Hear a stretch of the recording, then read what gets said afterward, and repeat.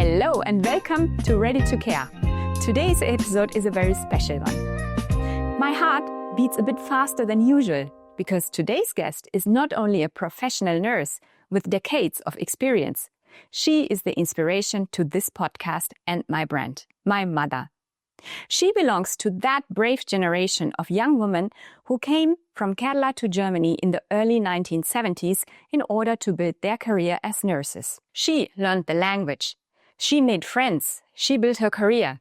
And today calls Germany her home. My mother is to me a perfect example on how integration works. Today we will hold the conversation in Malayalam. Why? Because we want to reach those people who are today in Kerala and thinking about whether or not to choose the same path as well. So let's get inspired and learn how integration works. Welcome Mama, the very first Ready to Care icon. Hallo Mama, schön, dass du da bist heute. Hallo Annelma, ich finde es schön, dass du heute für diese Sache mich dazu eingeladen hast. മമ്മ മമ്മിക്ക് ഇവിടെ ഡോച്ച്ലാൻഡിൽ വരാനുള്ള motivation എന്തായിരുന്നു? ശരിക്കും പറഞ്ഞാൽ എനിക്ക് ഒരു മോട്ടിവേഷനും ഉണ്ടായിരുന്നു. ഞാൻ ഇങ്ങോട്ട് വരാനേ ആഗ്രഹിച്ച ആളല്ല. പക്ഷേ എൻ്റെ പേരൻസിന് എന്നെ ഇങ്ങോട്ട് വിടണം എന്ന് ഭയങ്കര ആഗ്രഹമായിരുന്നു. ഒരു പക്ഷേ അന്നത്തെ കാലത്തൊക്കെ പേരൻസ് പറയുന്നതനുസരിച്ച് കുട്ടികൾ എല്ലാം ചെയ്യുന്നതൊക്കെ ഞാൻ കഴിയുന്നതും ഇങ്ങോട്ട് വരാതിരിക്കാനുള്ള എല്ലാ സൂത്രങ്ങളും നോക്കി അവസാനം പിന്നെ ഞാൻ തന്നെ വിചാരിച്ചു ജർമ്മനി പോയി നഴ്സിംഗ് പഠിച്ചു പാസ്സായി ജോലി ചെയ്യുന്നതായിരിക്കും നല്ലതെന്ന്. കാരണം അന്നത്തെ കാലത്ത് ഞാൻ എൻ്റെ ബാച്ചിലർ കംപ്ലീറ്റ് ചെയ്തു. മാസ്റ്ററിന് അഡ്മിഷൻ കിട്ടാൻ വേണ്ടി ഇങ്ങനെ വെയിറ്റ് ചെയ്യുകയായിരുന്നു. അപ്പോൾ പിന്നെ ആലോചിച്ചപ്പം അന്നത്തെ കാലത്തൊക്കെ എന്തെങ്കിലും ഒരു ജോലിയൊക്കെ കിട്ടാൻ അവിടെ ഭയങ്കര പ്രയാസമായിരുന്നു. അത് 1974 അങ്ങനെ അവസാനം ഞാൻ ഇങ്ങോട്ട് വരാമെന്ന് തീരുമാനിച്ചു. അതാണ് എൻ്റെ മോട്ടിവേഷൻ. ജർമ്മനിയിൽ എത്തുന്ന ഏത് വർഷം? 1974 June 3. അതൊരു സമ്മറായിരുന്നു. സമ്മറാണല്ലോ ജൂണിലൊക്കെ. ഇവിടെ എത്തുന്നതിന് മുമ്പ് മമ്മിക്ക് എന്തെങ്കിലും പ്രിപ്പറേഷൻ ആയിട്ട് ജർമ്മൻ കോഴ്സ് അങ്ങനെ എന്തെങ്കിലും പങ്കെടുക്കാൻ പറ്റുമോ? അങ്ങനെ ഞാൻ ഈ ഹോളി ക്രോസ് കോൺവെന്റിൽ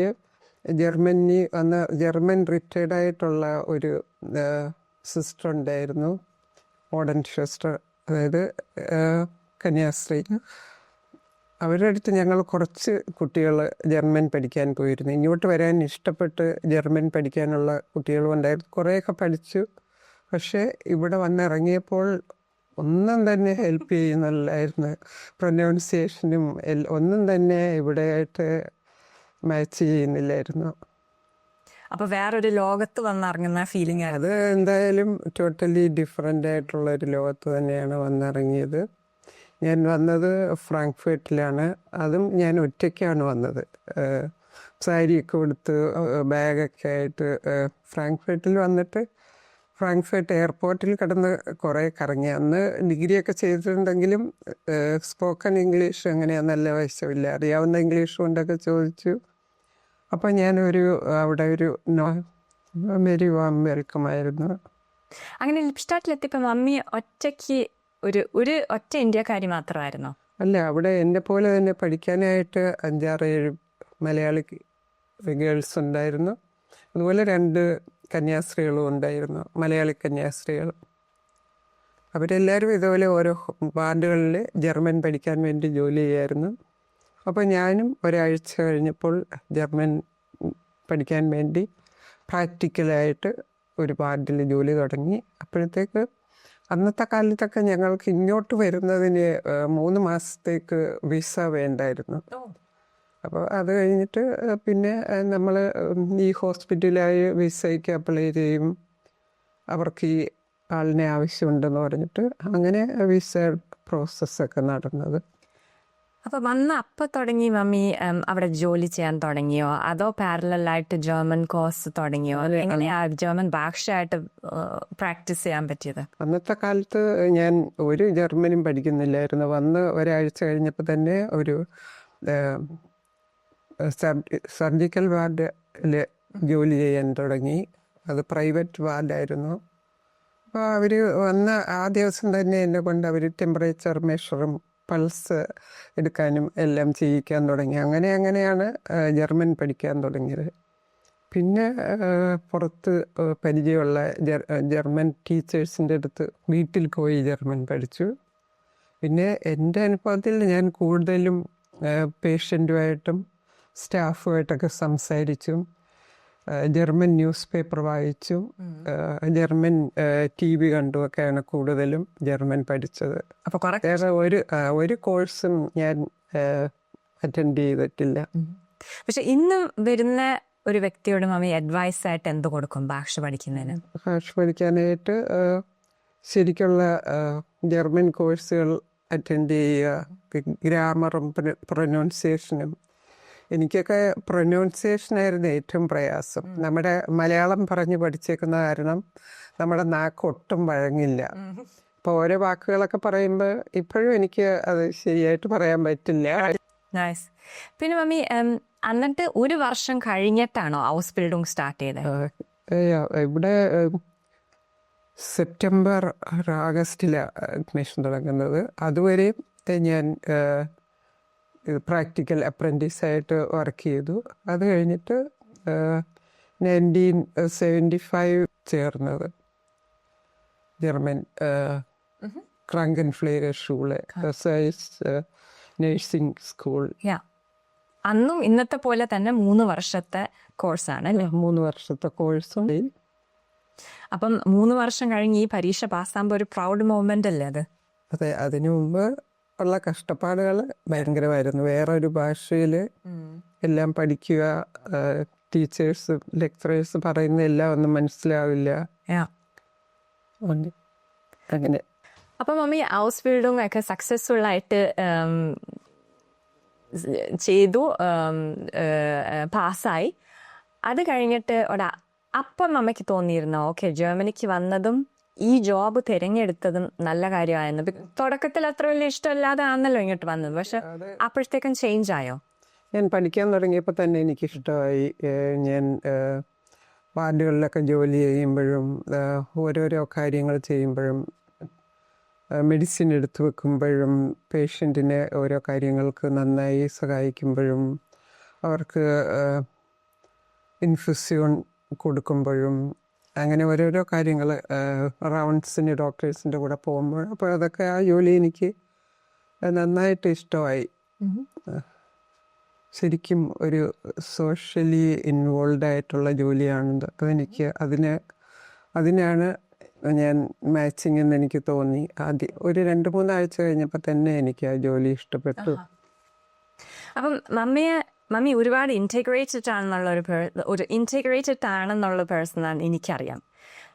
അങ്ങനെ ഇൻറ്റഗ്രേറ്റഡ് തുടക്കത്തിൽ നിന്ന് തുടങ്ങി ആവാനായിട്ടുള്ള കാരണങ്ങൾ എന്താണ്? ശരിക്കും ഞങ്ങൾ ഇവിടെ വന്ന് അന്ന് പിന്നെ വളരെ ചെറുപ്പമായിരുന്നല്ലോ, അത് വേറെ ഒരു കാര്യം. പക്ഷെ ഞങ്ങൾ ഇവിടുത്തെ സ്കൂളിൽ തന്നെ ഇവിടുത്തെ നഴ്സിംഗ് സ്കൂളിൽ തന്നെ പോയപ്പോൾ ഇവിടുത്തെ കുട്ടികളുടെ ഒപ്പമായിരുന്നു ഞങ്ങൾ. ബോയ്സും ഗേൾസും എല്ലാം ഞങ്ങളെ ആക്സെപ്റ്റ് ചെയ്തു, ഞങ്ങളെ ഒരുപാട് സഹായിക്കാൻ ശ്രമിച്ചു. അങ്ങനെ ഞങ്ങൾ അവരുടെ കൂട്ടത്തിൽ ഒരാൾ തന്നെയായിരുന്നു.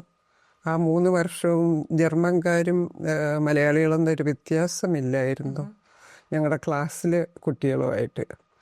ചിലപ്പോൾ ടീച്ചേഴ്സൊക്കെ അങ്ങനെ വ്യത്യാസം കാണിക്കുന്ന പോലെ തോന്നിയിട്ടുണ്ട്. അവർക്ക് തന്നെ പേടിയായിരുന്നു ഞങ്ങൾക്കിതെല്ലാം മനസ്സിലാവുന്നുണ്ടോ ഇല്ലേ എന്നൊക്കെ ഉള്ളത്. പക്ഷേ ഞങ്ങൾ എല്ലാവരും നല്ല ഉത്സാഹശീലരായിട്ട് പഠിക്കുകയും ഒക്കെ ചെയ്തതുകൊണ്ട് അങ്ങനെ. പിന്നെ ഈ കൂട്ടത്തിൽ മമ്മി ഇപ്പോഴും അപ്ലൈ ചെയ്യുന്ന ഒരു റൂളുണ്ട്, പുറത്ത് പോയാൽ മലയാളം സംസാരിക്കരുത്, ജർമ്മൻ തന്നെ ആയിരിക്കണം.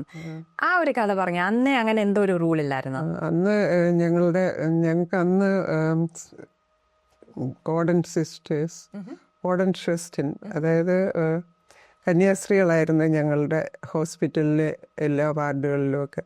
അതേപോലെ ഞങ്ങളുടെ സ്കൂൾ പ്രിൻസിപ്പളും ഒരു കന്യാസ്ത്രീയായിരുന്നു, ജർമ്മൻ കന്യാസ്ത്രീ.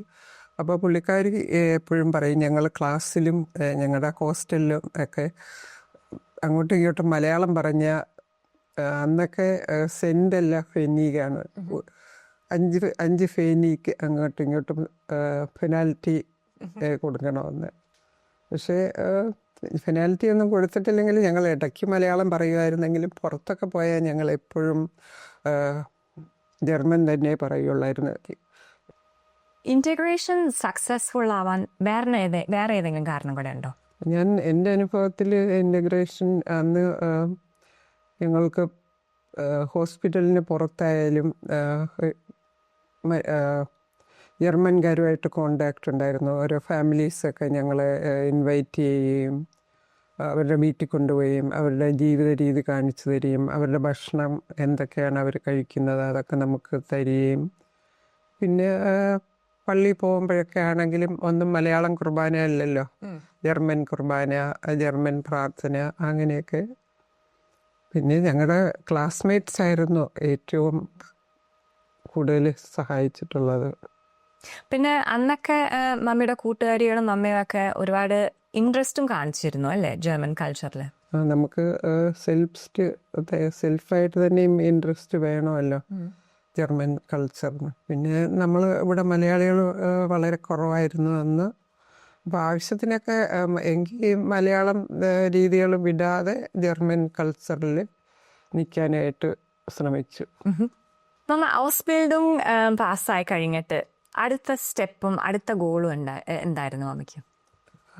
അന്ന് ഞങ്ങൾ വേറെ പല ഹോസ്പിറ്റലുകളിലേക്കൊക്കെ അപ്ലൈ ചെയ്തിരുന്നു. എന്നാലും ഞങ്ങളുടെ കോഴ്സിൽ നിന്ന് വളരെ ചുരുക്കം പേരെ ഞങ്ങളുടെ ഹോസ്പിറ്റലിൽ അവർ എടുത്തുള്ളൂ. അതിൽ ഒരാൾ ഞാനായിരുന്നു. എനിക്ക് ഒരു സർജിക്കൽ വാർഡിൽ പൊസിഷൻ കിട്ടി. അവിടെ ഞാൻ ഇൻട്രസ്റ്റോടുകൂടി ജോലി ചെയ്യാൻ തുടങ്ങി. എന്നാലും ഈ നഴ്സിംഗ് പാസ്സായെങ്കിലും പറയുന്ന എല്ലാം ഒന്നും മനസ്സിലാവില്ല. വളരെ സൂക്ഷിച്ചും വളരെ ശ്രദ്ധിച്ചും തന്നെ ജോലി ചെയ്യണമായിരുന്നു. അങ്ങനെ കോൺഫിഡൻറ്റോടുകൂടി എല്ലാ ദിവസവും ജോലി ചെയ്തിരുന്നു. അങ്ങനെ കോൺഫിഡൻസ് ഓരോ ദിവസം കൂടി വരുമായിരിക്കും അല്ലേ? പിന്നെ ആദ്യമായിട്ട് നാട്ടിൽ പോയത് എപ്പോഴാണ്? ഔസ്ബിൽഡിംഗ് കഴിഞ്ഞിട്ടല്ലേ? ഔസ്ബിൽഡിംഗ് കഴിഞ്ഞിട്ട് 5 വർഷം കഴിഞ്ഞിട്ടാണ് നാട്ടിൽ പോകുന്നത്. അന്നൊക്കെ ഫോൺ ചെയ്യാനൊന്നും പറ്റില്ല. ഒരു ലെറ്റർ അയച്ചാൽ 10 ദിവസം എടുക്കും അങ്ങോട്ട് ചെല്ലാനും, 10 ദിവസം ഇങ്ങോട്ടും കഴിഞ്ഞ ലെറ്ററൊക്കെ കിട്ടുന്നത്. അങ്ങനെ 74 നാട്ടിൽ പോയി കല്യാണമൊക്കെ കഴിഞ്ഞിട്ട് തിരിച്ചു വന്നത്. പപ്പ ഉടനെ തിരിച്ച് ഇങ്ങോട്ട് കൂട്ടിക്കൊണ്ടുവരാൻ പറ്റിയോ? പപ്പ അന്ന് അവിടെ ഒരു ജോലി ഉണ്ടായിരുന്നായിരുന്നു, അത് റിസൈൻ ചെയ്യണമായിരുന്നു. അപ്പം 5 മാസം കഴിഞ്ഞ് പുള്ളി അത് റിസൈൻ ചെയ്തിട്ട് ഇങ്ങോട്ട് വന്നത്. നിങ്ങളുടെ ഒരുമിച്ചുള്ള പ്ലാൻസ് എന്തായിരുന്നു? എൻ്റെ ഓർമ്മയിൽ നിങ്ങൾ അധികം നാൾ നിൽക്കാൻ പ്ലാൻ ഇല്ലായിരുന്നല്ലേ ജർമ്മനിയിൽ? അധികം നാൾ നിൽക്കാൻ പ്ലാൻ ഇല്ലായിരുന്നു. പക്ഷേ ഓരോരോ കാര്യങ്ങളിങ്ങനെ വന്നു, അത് നീണ്ടു പോയി. ഇന്നിതാ 50 വർഷം കഴിഞ്ഞല്ലേ? 10 വർഷം കഴിഞ്ഞ് തിരിച്ചു പോകാനിരുന്ന ആളിതാ 50 വർഷം കഴിഞ്ഞ് രൂപമായിരിക്കുന്നത്. ഇപ്പം മമ്മി 50 വർഷം കഴിഞ്ഞതിന് ശേഷം ഇവിടെയാണോ നാട്ടിലാണോ, അതായത് കേരളത്താണോ മമ്മിയുടെ നാട്? എനിക്കിപ്പോൾ ഇവിടെയാണ് എൻ്റെ നാടായിട്ട് എനിക്ക് തോന്നുന്നത്. എനിക്ക് വോൾ ഫീലിന്, അതായത് എനിക്ക് സുഖമായിട്ട് തോന്നുന്നത് ഇവിടെയാണ്. ഇവിടെ കാര്യങ്ങളൊന്നും കൂടെ ഈസി ആയിട്ടാണ് എനിക്ക് തോന്നുന്നത്. ഇപ്പോൾ ഹെൽത്ത് ഇൻഷുറൻസ്, അതുപോലെ ഓരോരോ കാര്യങ്ങൾ എനിക്ക് ഇവിടെ ഈസി ആയിട്ടാണ് എനിക്ക് തോന്നുന്നത്. പിന്നെ റീസെൻ്റ്ലി മമ്മിയുടെ, ഞാൻ ഏത് ബർത്ത്ഡേ ആണെന്ന് പറയുന്നില്ല, മമ്മി ഇപ്പോഴും ചെറുപ്പക്കാരിയാ, പക്ഷേ ഒരു പ്രത്യേക ബർത്ത്ഡേ നമ്മളിവിടെ ആഘോഷിച്ചു.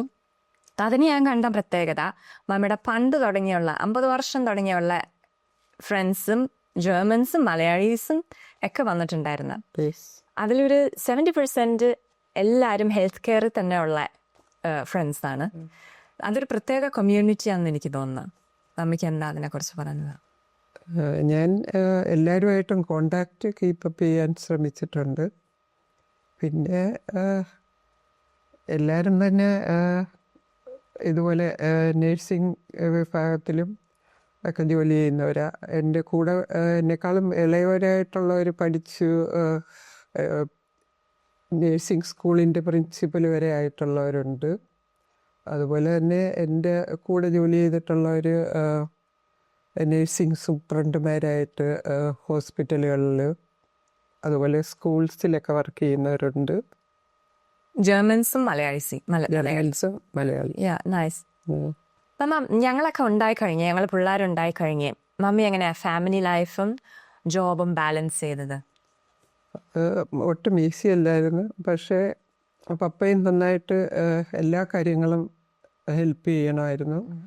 അപ്പോൾ ഞാൻ മോള് തീരെ കുഞ്ഞായിരുന്നപ്പോൾ ഡേ ഡ്യൂട്ടിയിൽ നിന്ന് പെർമനൻ്റായിട്ട് കുറേ വർഷത്തേക്ക് നൈറ്റ് ഡ്യൂട്ടിയിലേക്ക് മാറി.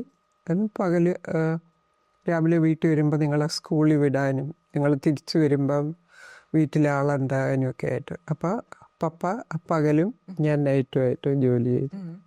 എനിക്ക് ഓർമ്മയുണ്ട് അങ്ങനെ രണ്ടാഴ്ച നൈറ്റും ഒരാഴ്ച ഓഫും അങ്ങനെ മാറിയും തിരിഞ്ഞും എല്ലാവരും. അങ്ങനെ ആ ഒരാഴ്ച നമ്മൾ ജോലി അടിച്ച് ഓണം പോലെ ഫുഡും ഫിലിമും നമ്മുടെ മലയാളം സിനിമയൊക്കെ കണ്ട് സുഖമായിട്ട്. അങ്ങനെ മലയാളം സിനിമയും മലയാളം പാട്ടൊക്കെ കേട്ടിട്ടാണ് നിങ്ങൾക്ക് മമ്മൂട്ടിയും മോഹൻലാലിനെയൊക്കെ പരിചയമായത്. പിന്നെ മമ്മി റിലാക്സ് ചെയ്യാൻ എന്തായിരുന്നു മമ്മിയുടെ മാർഗങ്ങൾ? ഞാൻ സത്യം പറഞ്ഞാൽ റിലാക്സ് ചെയ്യാൻ വളരെ കുറച്ച്, എൻ്റെ കാര്യങ്ങൾ ഞാൻ വളരെ കുറച്ച് സമയം എടുത്തിട്ടുള്ളൂ. കൂടുതൽ പിന്നെ ഞാൻ ഈ മലയാളം ഫിലിം കാണുന്നതായിരുന്നു എൻ്റെ ഏറ്റവും വലിയ ഹോബിയും. അപ്പോൾ നാട്ടിലായിരുന്ന പോലെ തോന്നും. അത് അങ്ങനെ നിങ്ങൾക്ക് കുറേ മലയാളം പഠിക്കാൻ പറ്റി. താങ്ക് ഗോഡ്, കുറച്ച് സിനിമയും കണ്ട് മലയാളവും പഠിച്ചു. മമ്മി ഹോം സിക്ക് ആയിരുന്നോ? ഞാൻ ഭയങ്കര ഹോം സിക്നെസ് ഉള്ള ആൾ തന്നെയായിരുന്നു. പക്ഷേ എല്ലാ 2 വർഷം കൂടുമ്പോഴും നമ്മൾ ഹോൾ ഫാമിലി നാട്ടിൽ പോയി 2 മാസം അവിടെ അടിച്ചു പൊളിച്ചു നടത്തും. അത് കഴിഞ്ഞിട്ട് നിങ്ങളും എല്ലാം സ്കൂളിലൊക്കെ നന്നായിട്ട് പഠിച്ചു. അങ്ങനെ ഹെൽത്ത് കെയർ ഹാർഡ് വർക്കാണോ? ഹെൽത്ത് കെയർ ഹാർഡ് വർക്കാണ്. അതേപോലെ ഒത്തിരി ഉത്തരവാദിത്തമുള്ള ജോലിയാണ്. എൻ്റെ ഒരു അനുഭവത്തിൽ സെൽഫായിട്ട് കുറച്ചെങ്കിലും ഇൻട്രസ്റ്റ് വേണം. നല്ല ഇൻട്രസ്റ്റ് ഉണ്ടെങ്കിൽ അത്രയും എൻജോയ് ചെയ്ത് ജോലി ചെയ്താൽ ആ ഹാർഡ്നെസ് കുറേ കുറഞ്ഞു കിട്ടും. അതാണ് എനിക്ക് പറയാനുള്ളത്. പിന്നെ സാലറി കൂടാതെ വേറെ എന്താണ് ഒരു റിവാർഡ് ഈ ഒരു ജോലി ചെയ്താൽ? സാലറി നല്ല സാലറി തന്നെ കിട്ടും, അത് പറഞ്ഞേ പറ്റുള്ളൂ. പിന്നെ നമുക്ക് പേഷ്യൻറ്റിൻ്റെ അടുത്തു നിന്നും സ്റ്റാഫിൻ്റെ അടുത്തു നിന്നും ഡോക്ടേഴ്സിൻ്റെ അടുത്തു നിന്നൊക്കെ കിട്ടുന്ന അപ്രീസിയേഷൻ ഒരു പ്രാവശ്യം അതൊരു കാര്യമാണ്. പിന്നെ വളരെ സീരിയസ് ആയിട്ട് വരുന്ന ഓരോ പേഷ്യൻറ്റും സുഖമായിട്ട് ഡിസ്ചാർജായി പോകുമ്പോഴും നമുക്ക് സ്വന്തമായിട്ടൊരു അഭിമാനം തോന്നിയിരുന്നു. ആളെ ഇത്രയും സുഖമാക്കി വിട്ടതിൽ നമുക്കൊരു പാട്ടുണ്ടായിരുന്നല്ലോ എന്നുള്ള സന്തോഷം, അത് ഭയങ്കര സന്തോഷം തന്നെയാണ്. അത് തന്നെയാണോ ഒരു ഹാപ്പി മൊമെന്റ് പറയാനുള്ളത്? യെസ്, അത് തന്നെ ഒരു ഹാപ്പി മൊമെന്റ്. സാഡ് മൊമെന്റ് ഏതാണ് നമുക്ക് പറയാനുള്ളത്? സാഡ് മൊമെന്റ് ഒരുപാടുണ്ടായിട്ടുണ്ട്. ഒരുപാട് ഇഷ്ടമുള്ള പേഷ്യൻ്റൊക്കെ വിചാരിച്ചിരിക്കാതെ മരിച്ചു പോവുകയൊക്കെ ചെയ്തിട്ടുണ്ട്. പിന്നെ ഞാൻ ഒരു വാർഡിൽ ജോലി ചെയ്തപ്പോൾ അവിടെ ഡ്രഗ്സ് അഡിക്റ്റഡ് ആയിട്ടുള്ള പേഷ്യൻ്റായിരുന്നു. അവരുടെ ഓരോ പ്രശ്നങ്ങൾ കണ്ടിട്ട് എനിക്ക് ഒട്ടും സെൽഫായിട്ട് കിഡ്സ് ഉള്ള കാരണം പറ്റാത്തത് കാരണം വാർഡ് മാറേണ്ടി വന്നു. അതൊരു വെരി സാഡ് മൊമെന്റ് അല്ലെങ്കിൽ വെരി സാഡ് ഓർമ്മ തന്നെയാണ്. അപ്പോൾ കുറേ വർഷങ്ങൾ കടന്നുപോയി. പിന്നെയും മമ്മിക്ക് എന്തെങ്കിലും വേറെ വിധത്തിൽ ഇന്ന് മമ്മി തിരിച്ചു നോക്കുമ്പോൾ ഏതെങ്കിലും ഒരു കാര്യം മമ്മി വേറെ വിധത്തിൽ ചെയ്യാൻ ഇഷ്ടം? എൻ്റെ ഹെൽത്ത് ഞാൻ കാര്യമായിട്ട് നോക്കിയിട്ടില്ല. ഇപ്പോഴൊക്കെ ഉള്ളവരെല്ലാവരും ജിമ്മിലൊക്കെ പോവുകയും അല്ലെങ്കിൽ ഈ ജോലിക്ക് നമ്മുടെ നടു അല്ലെങ്കിൽ ശരീരം ബോഡി നന്നായിട്ട് ആവശ്യമുള്ളൊരു കാര്യമാണ്. അപ്പോൾ അതൊക്കെ സ്ട്രെങ്തൻ ചെയ്യാനുള്ള എന്തെങ്കിലുമൊക്കെ എക്സർസൈസുകളും പിന്നെ അതേപോലെ തന്നെ ഇപ്പം മെൻ്റൽ സൈക്കാട്രി ക്ലിനിക്കിലൊക്കെ ജോലി ചെയ്യുന്നവരും ഒക്കെ യോഗ അങ്ങനത്തെയൊക്കെ ഇവിടെ ജർമ്മനിയിൽ പറയും എൻസ്പാനൂസ് കോഴ്സ് എന്ന് പറയും. അങ്ങനത്തെയൊക്കെ റിലാക്സ് ചെയ്യാനുള്ള കോഴ്സുകളൊക്കെ ചെയ്യുക. അതൊക്കെ വളരെ ഉപകാരപ്രദമാണ്. Cool. Mama, danke, dass du hier bist heute. Und jeder Gast muss 3 Fragen von mir beantworten. Das sind die Ready-to-Care-Fragen. Und die erste lautet, was ist dein schönster Moment in Deutschland? Weihnachten und Weihnachtsgeld. Dein größter Kulturschock? Public kissing. ആ കാലത്തൊക്കെ 50 വർഷം മുമ്പൊക്കെ ഓപ്പണായിട്ട് kiss ചെയ്യുന്നതൊക്കെ ഭയങ്കര അതിശയമായിട്ട് തോന്നിയിട്ടുണ്ട്. അതൊരു കുൾച്ചർ shock തന്നെയായിരുന്നു. Dein persönlicher Tipp für alle, die bald starten? അത് നമ്മളൊരു അന്യരാജ്യത്തേക്ക് പോവുകയാണെന്നും അവിടെ വേറെ കൾച്ചറാണെന്നും ഉള്ളത് ആദ്യമായിട്ട് ഓർക്കുക. പിന്നെ ജർമ്മനിയിലോട്ട് വരികയാണെങ്കിൽ ജർമ്മൻ ഭാഷ അറിയാതെ യാതൊരു കാര്യങ്ങളും നമുക്ക് ചെയ്യാൻ സാധിക്കില്ല. അത് ഓർത്ത് നന്നായിട്ട് ജർമ്മൻ പഠിച്ച് വരിക എന്നുള്ളത് ഒരു അത്യാവശ്യ കാര്യമാണ്. Und zu guter Letzt muss ein jeder Gast meinen Satz vervollständigen. We are ready to care because... We like to be integrated. Danke, Mama. Ich freue mich riesig, dass du so viele Erkenntnisse und Weisheiten mit uns geteilt hast. Es war sehr spannend und ich weiß, dass du noch ganz viele Geschichten hast und da ist bestimmt noch mal der ein oder andere Moment, wo wir drüber sprechen können. Aber für heute vielen, vielen Dank. You are welcome. അത് ഞാൻ ഭയങ്കര ഇഷ്ടമായിട്ട് ചെയ്തതാണ്. Yeah, cool. So, I hope you enjoyed the conversation with my mother and got some valuable insights. This episode is also dedicated to the many friends who came with my mother from Kerala to Germany in the very early 1970s and had a similar path. They all together just didn't walk the path. They paved the path for us, the second and third generation of Malayalis living in Germany. So, thanks for listening and stay ready to care until next time. Ciao, eure Anila.